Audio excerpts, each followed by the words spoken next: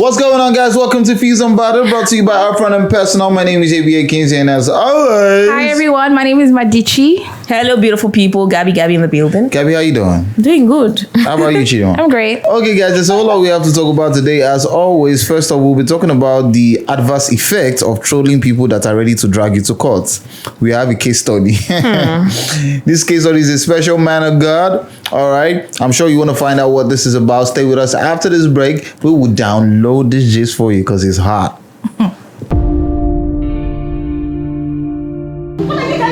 I used to care for the world's opinion. I used to fear their rejection.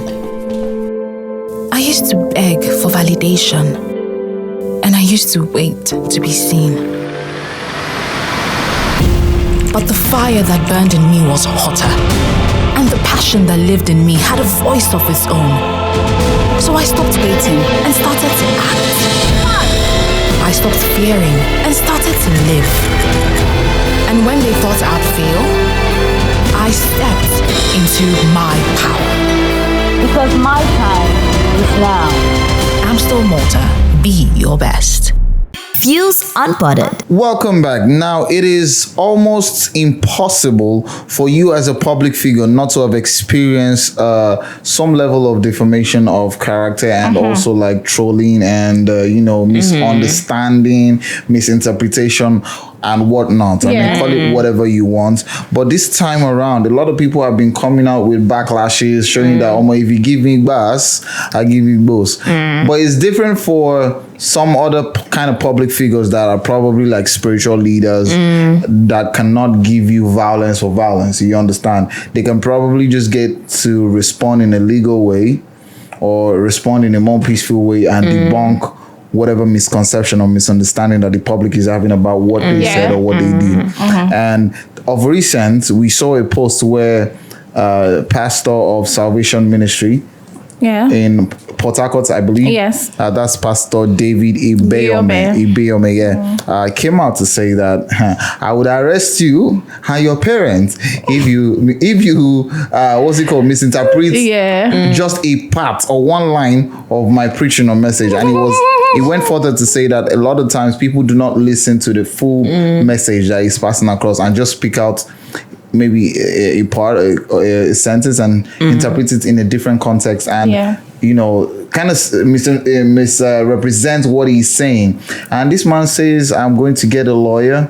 We're going to write to you. We're going to find you. I'm going to arrest you. Arrest you. Your mother and father will come and beg. And he said he's going to sue you for like 10 billion or something like that. It's like I'm worth like 50 billion. And I'm like, okay, first off, this is definitely going to bring about mixed reaction because first off, this is a man of God. All right, this is someone that probably people will say that, like as a you're Christian that you're supposed to, they say when they slap you in one cheek, it's on the other cheek. But there's another side, another school of thoughts that believe that it's high time that some pastors take this legal action so that people understand that what you're doing is actually punishable by law. But Gabby, is this punishable by law actually? Yeah, of course. I mean, this is punishable by law. I don't want to use legal terms now. To scatter this whole floor. I tell you, Section 374, yes, and all that. If that's what you want to hear, that's what I'm going to say.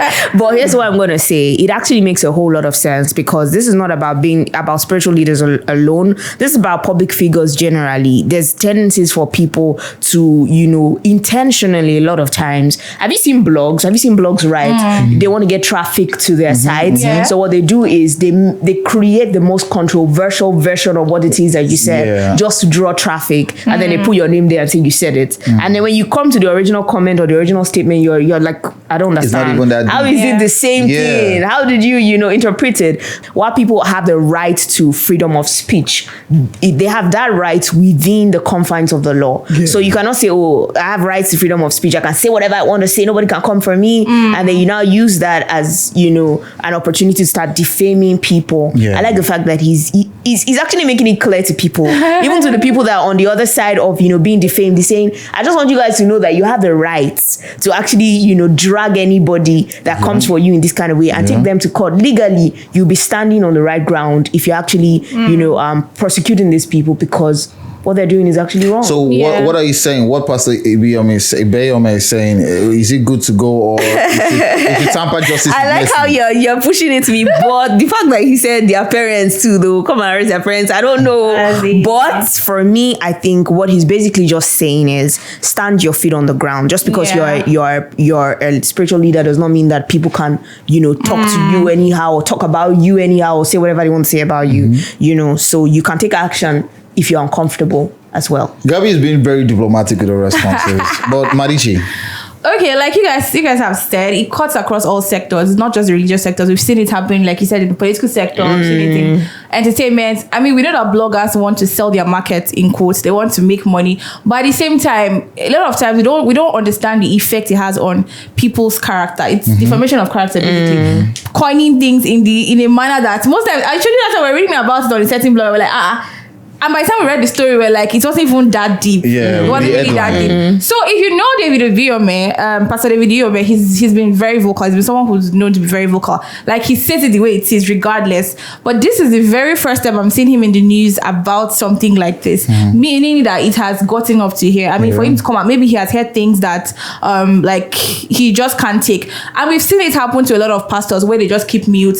I mean, we've heard pastors maybe having an affair with someone else, people and all that. Or people come out and say, this person had an affair with me. Meanwhile, it didn't happen. And that is tarnishing their image, because they don't even come out to respond, because such in court, they are supposed to be holy, you're supposed to just take it the way it is. But in my opinion, I feel like what he did wasn't bad.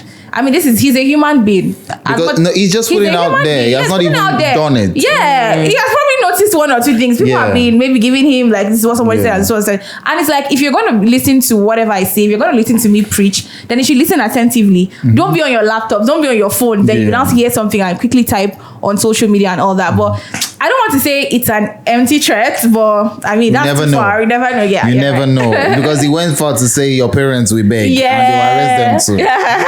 People are not even taking. People are like, what are you saying? We're going to drag. I'm like, people should chill. This is a pastor, man of God. Let them go ahead. I mean, we wish you well if you continue to throw people. Whatever comes your way, take it like that.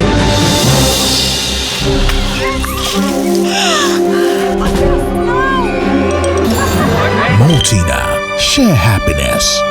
Fuze Unbothered. All right, so I mean, we've talked about public figures, but there's another kind of public figures I want us to talk about now. The public figure, the actual public figures. So this set of people are the people that are committed to ending the underpopulation crisis globally. Yes, right? After pandemic.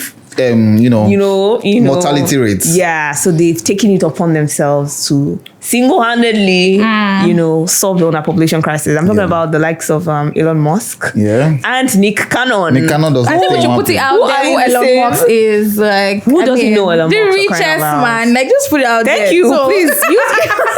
Okay, so the richest man in the world right now. Yeah. In this world, I'm the richest in my own world. Okay, What about the world? Not your world of the world.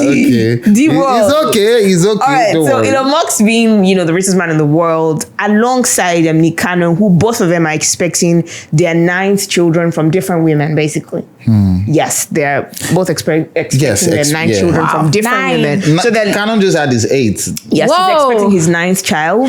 Yes, and then we also have Elon Musk, who has 9 children already. Whoa. Yes. I mean, he can have as much as he wants. He can afford it. Yeah, he can afford it. And I'll say the same for Nick as well. Yeah. He can afford an entire football team. Yeah. So, I mean, this is it. And somebody comes out to Elon Musk and says, Elon Musk, we heard that you had an affair with your friend's wife. And, he says, no, I didn't actually have an affair with my friend's wife. And he goes on to explain a lot of things, saying that he hasn't had sex in years. Which is a little bit hard to understand, given that his last child was born in 2021. He's whining us now. But it was the sincerity in the way he was answering that particular person that was asking him all this. It's his handler that is replying. I mean, if you know Elon, he has come out, before to say this whole ending underpopulation, crisis and all of that, do you think there's a limit to how many kids a person should have and how many women they should have them from? Because I feel for Nick Cannon, this is how many women. Nick Cannon has overdone it. Like, please, 5 baby mamas. Yo, what is it? Come on, please, come on. I don't even want to start talking about how many comedians have actually, use him, trolled him, and roasted him because of the way I like, bruh, he needs to get a vasectomy or whatever it's called. And he's not married to any of them, right? But in Elon's case, he had at least 3 of them as his wife, or had married 3 times. He said, I think he said that he has not shared the love he shared with Mariah Carey with anybody. Oh, that's so sweet. He is sweet, huh? I don't know about Nick Cannon. Yo, bro, what's going on, man? Like, you need to chill out. Like, I mean, we've been saying two-face, but yo, that's like grandfather. We'll be right back after the short break, guys. Stay with us. It's Fuze Unbothered. There's more to talk about. I used to care for the world's opinion. I used to fear their rejection. I used to beg for validation. And I used to wait to be seen. But the fire that burned in me was hotter. And the passion that lived in me had a voice of its own. So I stopped waiting and started to act. I stopped fearing and started to live. And when they thought I'd fail, I stepped into my power. Because my time is now. Amstel Malta, be your best.